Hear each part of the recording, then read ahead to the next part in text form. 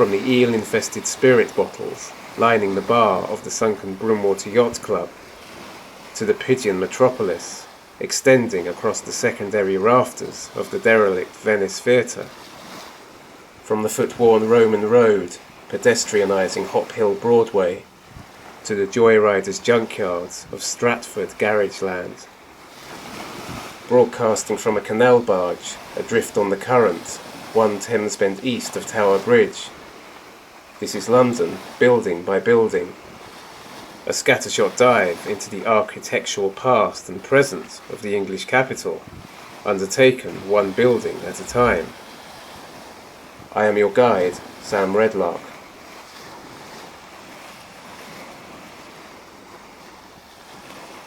This episode is sponsored by Golden Spire Honey, premium metropolitan honey made in the Victorian steeple hive at St Eligius's Church in Marylebone. Choose from 18 distinct varieties that include, for the hardened urban palate, our world-famous copper bottom blend, filtered to remove urban pollutants, yet retaining caramelly notes of taxi exhaust. Or for a more refined experience, why not dip into our freckled gold reserve, a light fluent honey dappled with fragrant nuggets of bee-gathered water lily pollen, harvested from the ornamental gardens of nearby Goole Valley House. Bespoke blends are also available upon consultation. Visit us at our shop on number 9 Foley Street, next door to the church. Open Mondays to Wednesdays between 8 AM and 1 PM.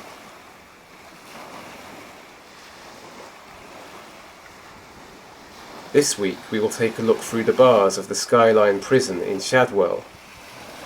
We will delve into its 15th century origins as the last resort of a beleaguered king to ward off debt collectors. We will examine the motivations of its wardens, along with the impact down through the centuries upon its growing number of inmates. In the present day, we will explore the often overlooked influence of the window upon a great swathe of the London populace, and upon the growth and development of the city itself. Finally, we will investigate the campaign for the prison's abolition, which has gained traction in recent years.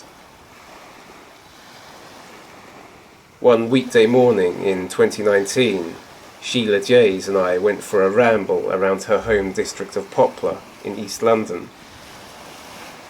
Her husband, the novelist Joseph Boston, was eye-deep in the editing process for his forthcoming book and did not join us. As we left the house, he was standing in his cluttered study, with the door slightly ajar, screaming down the telephone at his editor, David Gregan. "Don't feel too sorry for David," reassured Sheila, as she perused an unruly gaggle of umbrella handles that were poking out from a stand in the hallway. "He'll be screaming back at Joe just as loud." The mid-morning sun was projecting through a pair of thin stained glass windows that formed narrow columns on either side of the front door. A mosaic of colours dappled the delicate hairs on Sheila's bare forearm as she selected a long red and white brolly by its wooden grip. I averted my eyes when I realised that they had lingered a little too long. I don't know whether she noticed. If she did, then she was kind enough not to say anything. I had my opportunity to take things further with her many years ago. In the interests of preserving our friendship, I didn't pursue it. I still don't know whether that was a good decision. "It's our relationship with our neighbours that I worry about," she sighed as she unlocked the night latch. We headed in a roundabout way towards the river, passing between the 5 tower blocks of the Goldring estate, constructed during the early 1960s, a belated legacy of the 1944 London Olympic Games. Each of the 5 high-rises incorporates different coloured elements into its cladding: blue, black, red, yellow and green, representing the different coloured rings in the Olympic flag. The adjacent track and field facilities have sadly fallen into disuse. The faux Art Deco pavilion, which was once a tea room and thereafter a community centre, is on the verge of falling down. That morning, as we passed by, a gang of teenagers had gained access to the fissured tennis courts, where they had set up some temporary skateboard ramps. As we approached, we could hear the dry, meandering rumble of their wheels against the weathered grain of the broken surface, and the momentary breaks in sound, indicating that a jump was in progress, followed seconds later by the untidy clatter of a landing. A pair of ospreys were nesting on the summit of the green tower. They had been named Graham and Margaret by locals, after a couple who had lived on the estate their entire lives, and who had died there within days of one another. The birds of prey were first sighted on the afternoon of their funeral. The raptor incarnations of Graham and Margaret were living well off the abundant salmon, who were, at present, charging upriver towards the open fisheries at Strawberry Vale. Sheila had brought her field binoculars with her, in the hope of spotting them. During our ramble, we encountered a half-dozen or so birdwatchers roaming incongruously around the estate, but nobody had seen the ospreys that morning. Eventually, we reached the Thames Path, which follows an erratic course along the river. Occasionally, where the old warehouses, now apartment buildings, crowd the edge of the embankment wall, the trail is forced to deviate from the bank and into a parallel street. There is a stretch of the embankment where the footpath kinks inland, almost at a right angle. The river there is screened off by a short section of high wall, a grimy white pebble dash that, I would have thought, is no more than a few decades old. At the centre point, the truncated arch of a barred window looks out over the water. Unlovely pieces of ornamental metal, shaped like the letter C, are welded seemingly at random in between some of the thin metal rods. The view that the window affords of London is unremarkable. In the foreground there are Thames barges, double moored against each other, their hulls low in the water, draped with garlands of car tyres. A distant cluster of low-rise apartment buildings that resemble, in profile, a sprawling fort constructed by a child from wooden blocks, occupy what appears to be the opposite bank. In actuality, they reside upon the same bank as the window. It is the twists and turns of the meandering river that create this illusion. As you walk towards this development, there is a moment when its allegiance suddenly switches from the south bank to the north side of the Thames. On the horizon, the fractured needlepoint of the Shard, London's tallest building, rises above the tree line like the silvery spire of an immense theoretical cathedral, perpetually hidden by the horizon. The stumps of various smaller buildings crowd the area around it. Sheila paused at the window. She peered through it, curiously, at different angles. Finally, she said to me, "You think that you can see my house from here?" I stared between the bars, declining her offer of binoculars. "It's sort of over there on the right, isn't it?" I responded pragmatically. "I mean, I can't see it. There are trees in the way."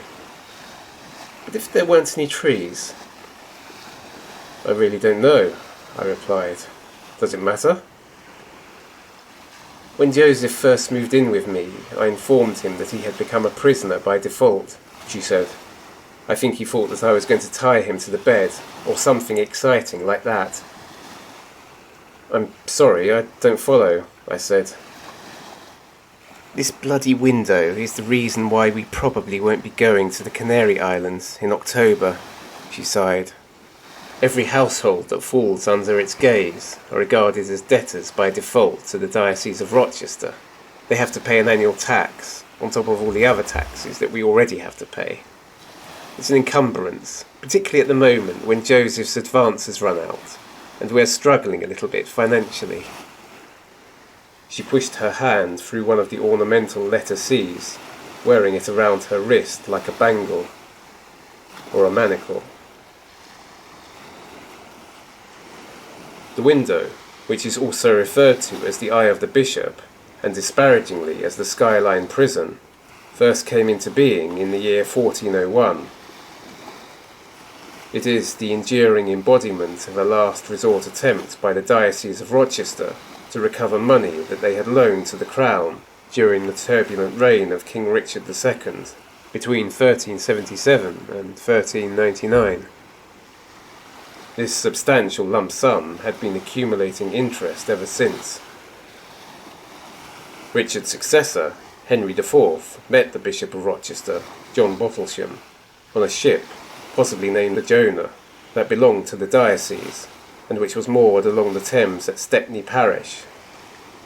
At the time, Stepney was undeveloped and mostly uninhabited, making it a strange, out-of-the-way venue for such a formal liaison. It is said that the vessel had sailed from Rochester, down the River Medway, prior to looping back around the foot of Kent and returning inland along the Thames. It is unlikely that the bishop was on board for the entire voyage, and probably joined the vessel on its approach to London. The purpose of the journey, which could have been undertaken far more quickly on horseback, was to confront the king in person regarding the royal debt. His advisers were deliberately informed of the ship's departure in advance, allowing them time to formulate a response.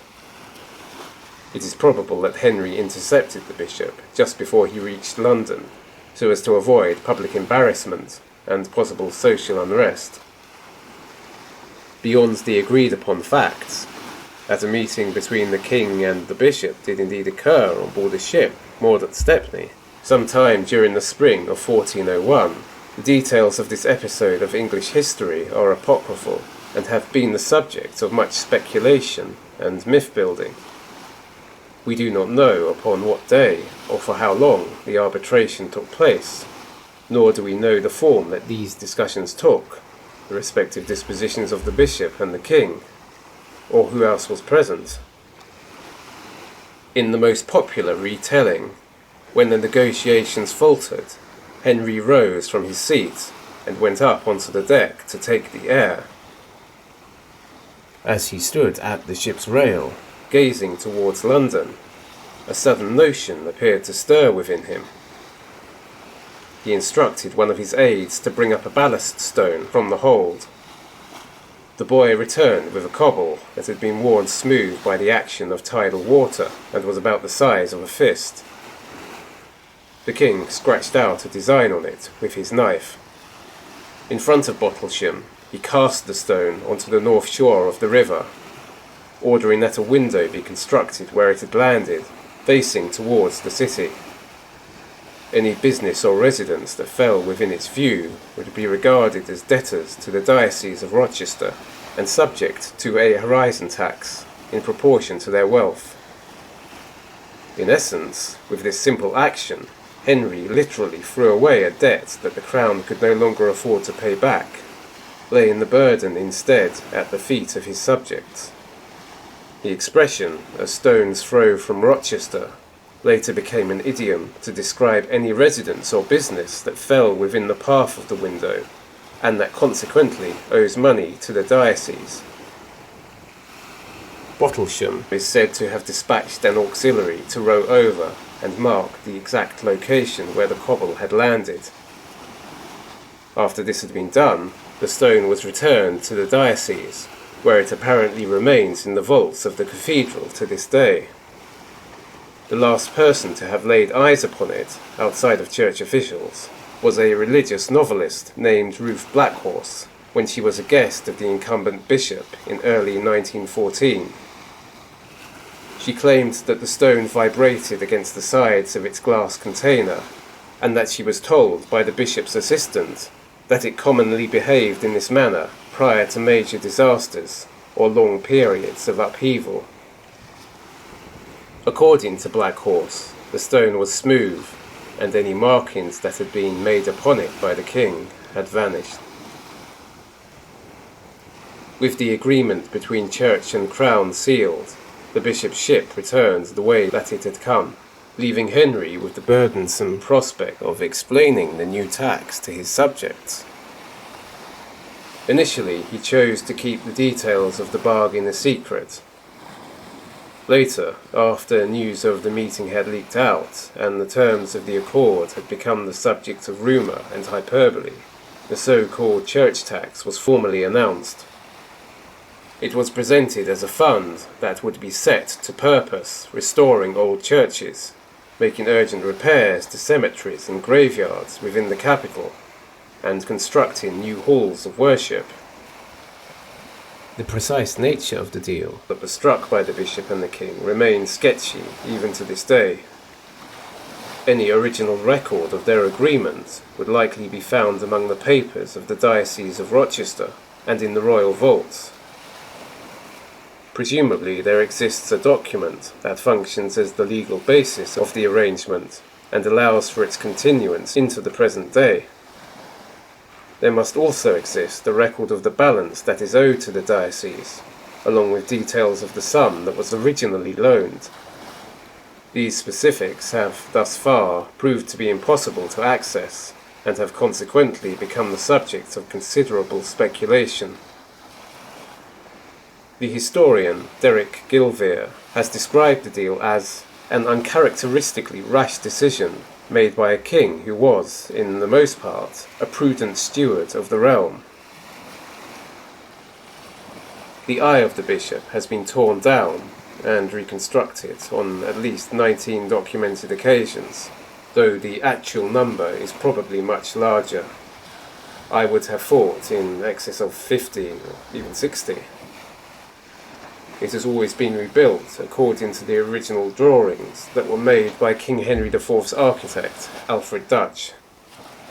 He based his design upon a 12th century drawing of the city of Jerusalem, as seen through the window of a lookout tower that purportedly stood in the centre of the city, with a view of the hill where Christ is said to have been crucified.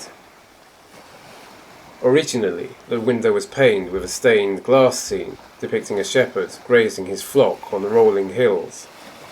Clinging to the horizon there was a low settlement that was presumably intended to represent London. The glazing was deliberately smashed a few years after it was installed, a pattern of vandalism that has been repeated intermittently down through the ages. The proponents of an early rumour claim that, if the eye was destroyed, then revenue could not be gathered by the church until it had been rebuilt. In fact, the window is regarded as being physically present, even during those times when this is not the case. The incarnation of the eye that endured from 1797 up until 1813 was augmented, during its final year, by an engraving along its base that depicted a chain of misshapen homunculi who supported the bottom frame on one's shoulder while extending their free hands towards the viewer, as if they were begging for alms. These additions are said to have been the work of no less a figure than William Blake. His personal criticism of the grasping nature of the Diocese of Rochester. Blake's home was situated within the purview of the window, and so he may have had an ulterior motive for his commentary, if indeed he was responsible for the carvings. Not long after these graven images appeared, the eye of the bishop was quietly reduced to rubble. Agents of the diocese are the most likely perpetrators, their intent clearly being to expunge the defamatory carvings from existence. Pieces of the Blake gargoyles are rumoured to exist in the vaults of the diocese, and were reportedly looked over by the aforementioned Miss Blackhorse, who pronounced them as crudely formed and scarcely warranting of her interest. In addition to these covert acts of sabotage, through the centuries a number of very public attacks have been made against the eye. In 1856, the window was toppled by an affiliation of labourers who called themselves the Grubbers. From the ashes of this act of destruction rose a movement whose stated intent was to convince the diocese to shift the orientation of the reconstructed eye a few degrees to the left. Although this campaign was framed as originating within the impoverished enclaves of the disgruntled working classes, it was in fact instigated by bankers and other wealthy individuals who hoped to point the gaze of the bishop away from their own institutions and towards the poorer areas of South London. The diocese, who were perhaps wise to the actual motivations behind the protests, wisely resisted these calls for change. 117 years later, history was to repeat itself on an even larger scale. On the 7th of July, 1973, a mob of around 2,000 unemployed Londoners, led by the disgraced Wallers Union leader, Alan Archer, marched 3 miles from the Wren Monument in the City of London and demolished the window with sledgehammers before tearing out its foundations. The eye of the bishop would have been destroyed on a multitude of other occasions, had attempts not been made to mitigate these attacks. Following its construction, 1 or more sentries provided by the Crown were dispatched to stand guard over it. Initially, the threat to the window was not great, as the royal court had chosen not to publicise its existence, and its precise location was not widely known, and was, in any case, difficult to reach. Even those who dwelled in the proximity of the eye were mostly ignorant of its purpose and its wider significance to a great swathe of London. A decade after it became a fixture on the landscape, a man named Robert Madison described the window as a measuring device that allowed an observer to gauge the speed and distance of enemy ships approaching London along the River Thames. After the function of the eye became common knowledge, the men who were posted on watch became a regular target of abuse, and were often pelted with rotten fruit and vegetables.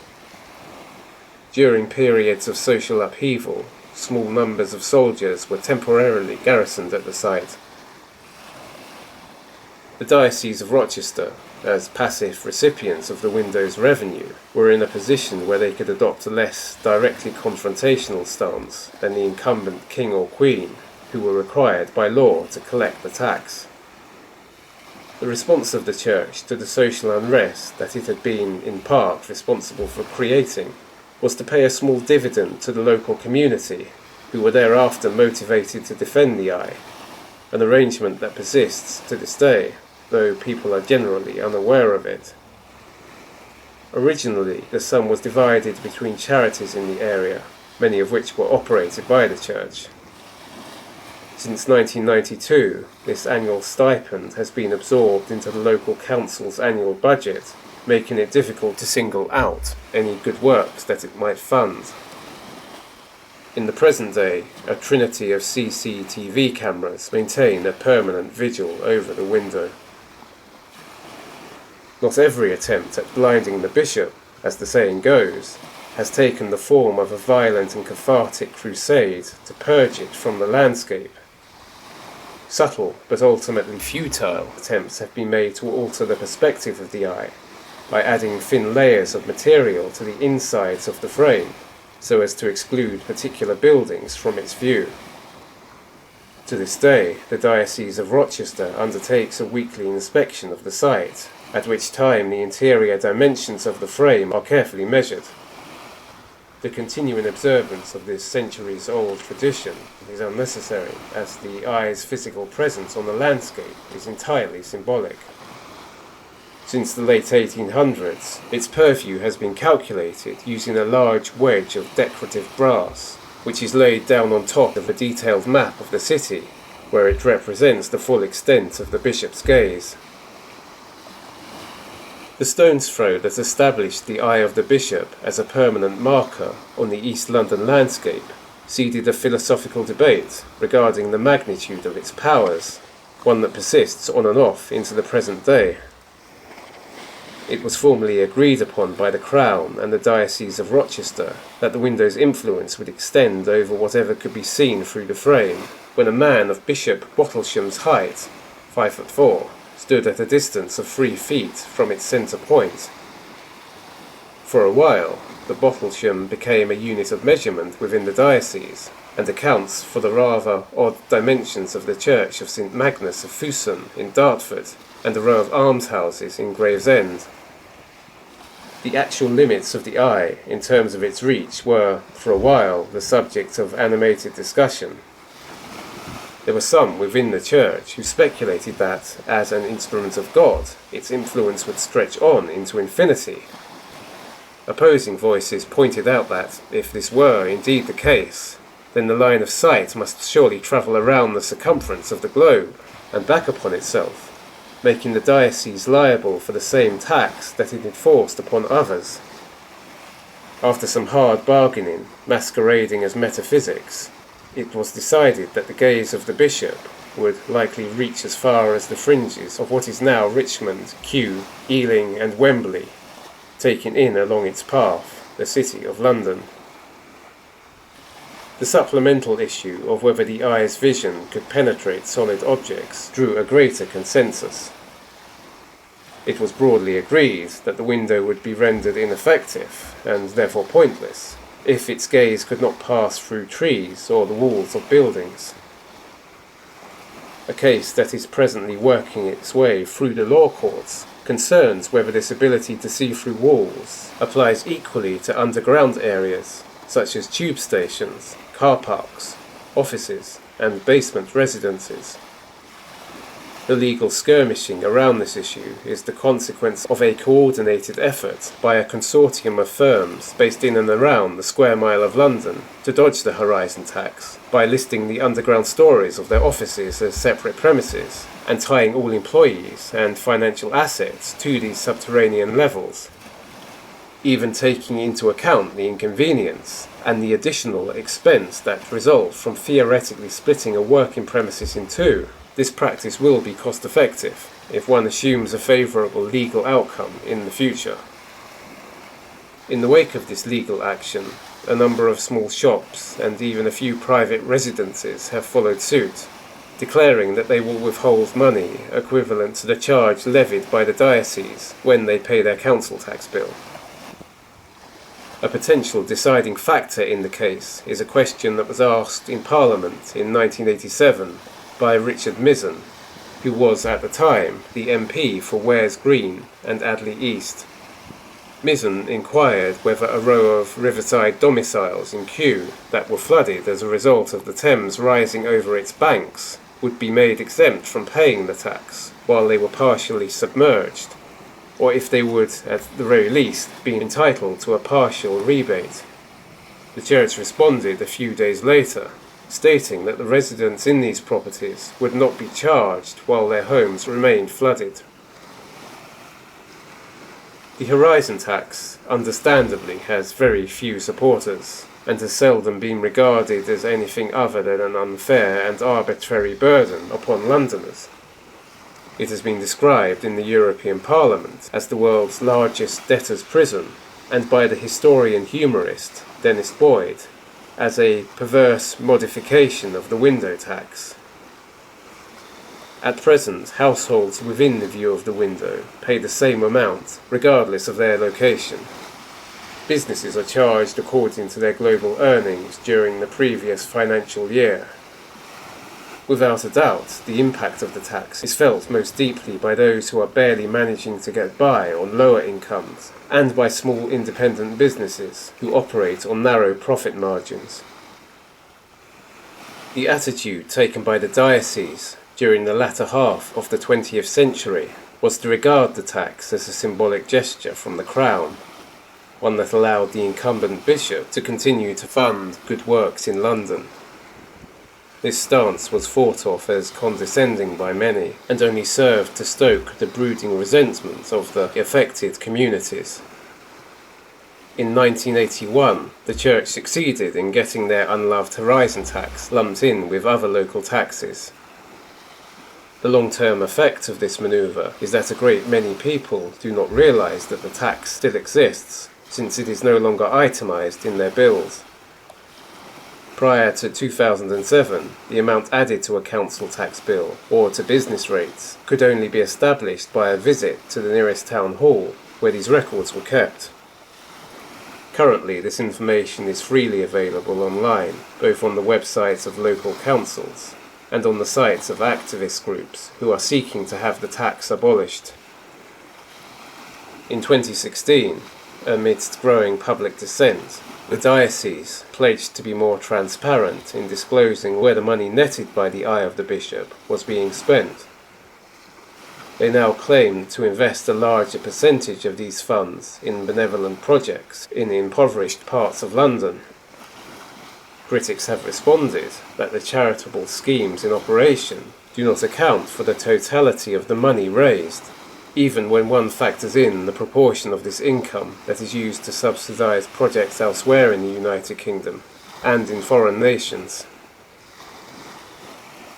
The visible impact of the window upon the City of London is noticeable as a moderating influence on the development of the skyline during periods of economic downturn. A more drastic response has been the development of a secondary financial hub at Canary Wharf, which was, in part, a calculated move by the banks and large businesses to relocate their offices behind the gaze of the eye. London properties, which are, in estate agent parlance, listed as being either downwindow or window adjacent, consistently sell for higher prices than similar properties that fall within the broad area of the capital that is referred to as Bishop's View land. A movement to abolish the horizon tax has gained traction in recent decades, bolstered by social media. The campaigners count among their number an expanding pool of celebrities that include the lauded children's author Elizabeth Edney. In an article for the London Fair Lead, she concluded that the interest on the loan had grown so large that it would likely never be paid off and should therefore be forgiven by the church. When I met her in person at a literary gala hosted by the Unified Wells Aquifers Company, she was more forthright with her opinion. "They should cut it out of London like the tumour that it is, and put an end to this farce," she declared, before slinging back the dregs of her martini. A few days later, she was arrested in the aftermath of a public skirmish with Arneson Security Limited, who have been contracted to safeguard the window from vandals. The solution to the status quo that has found most favour among all parties would entail the purchase of the debt by the UK government at a significantly reduced cost. The sum would then be written off. Critics of the plan have expressed concerns that Parliament might give the go-ahead for these arrears to be procured by a third party, most likely a consortium of businesses who would continue to extract revenue from the debt, or, in the words of Miss Edney, bleed London dry through a different wound. I asked the Reverend William Wiggins about the proposed buyout when we last met, at the wake of our mutual friend Pamela Glover. Pamela spent her entire working life employed as a secretarial temp for practically any firm based within the square mile that is worth mentioning. None of these businesses ever managed to convince her to commit to them exclusively. A similar state of affairs persisted in her romantic life. Wiggins is the incumbent vicar at St Claude's Church on Scrib Lane, which is pressed in between two of the ghastly 1960s office buildings where Pam formerly worked. It seemed an appropriate place as any to hold her funeral, given that she had no surviving family elsewhere in the UK. The Reverend raised a bushy eyebrow when I broached the topic with him. "For centuries there's been an uncoordinated and ultimately futile attempt by well-meaning members of the public to pay off the debt," he said. "It's a grubby cycle of prayer and false hope that I would like to think is beneath the church, although I don't suppose that things are any better over on your side." "The pendulum is swinging back our way," I retorted, with as much patience as I could muster. I could have said more.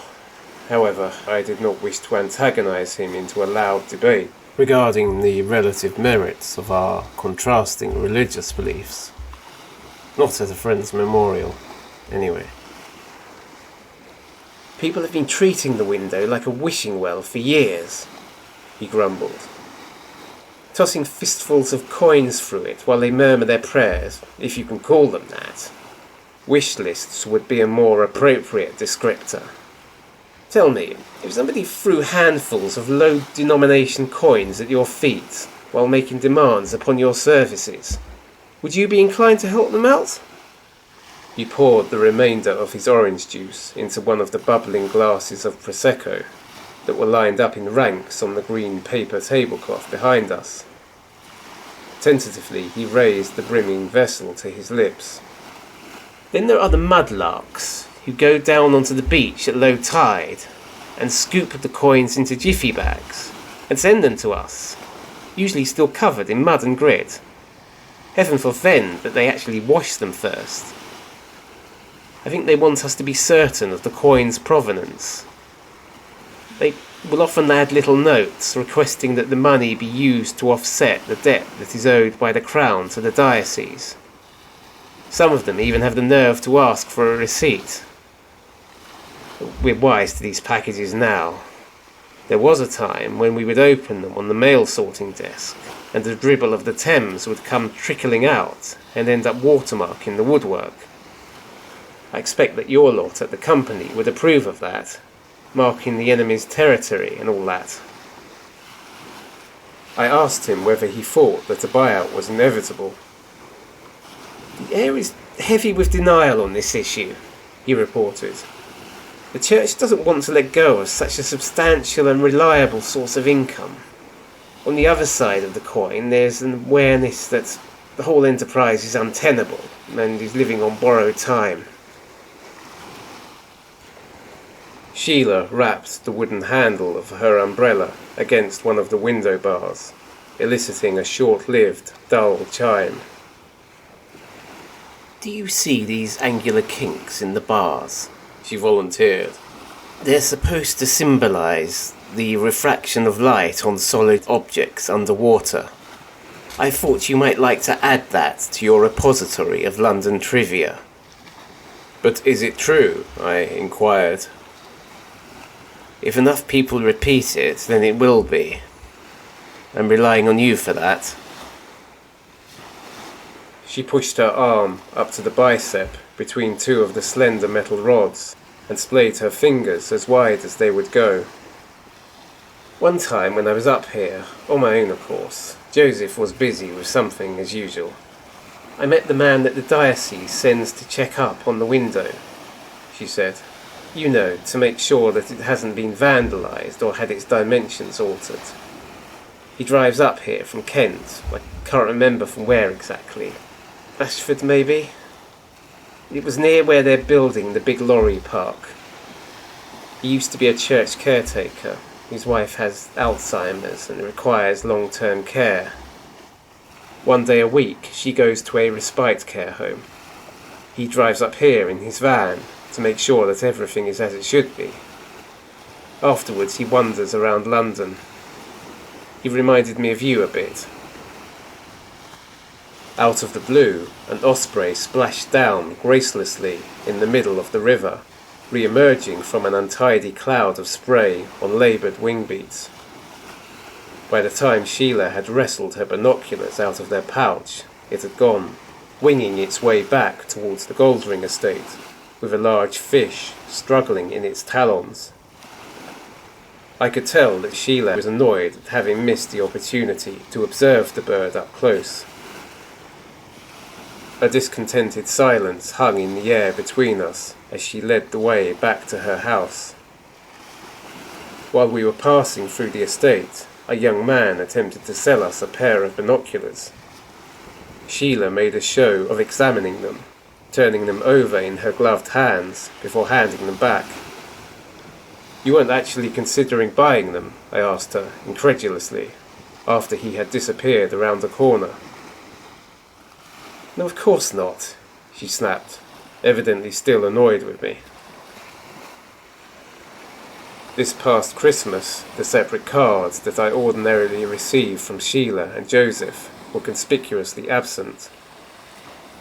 I have on occasions considered calling her, on the pretence of establishing that all is well. Maybe it is better to allow the friendship to dissolve naturally.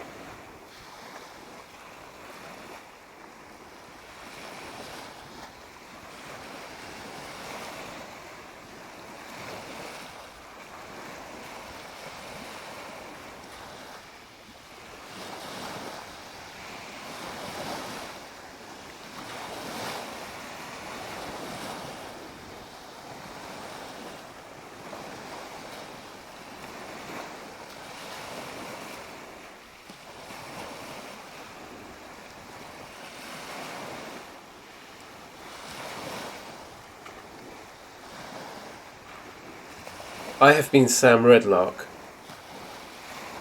Next time on London Building by Building, I will be moving from land to water as we turn our attention to the Greater Thames Font, located beneath the river close to St Paul's Cathedral, a location where Christianity converges with older forms of worship, where tidal baptisms have been carried out since before the era of Roman occupation.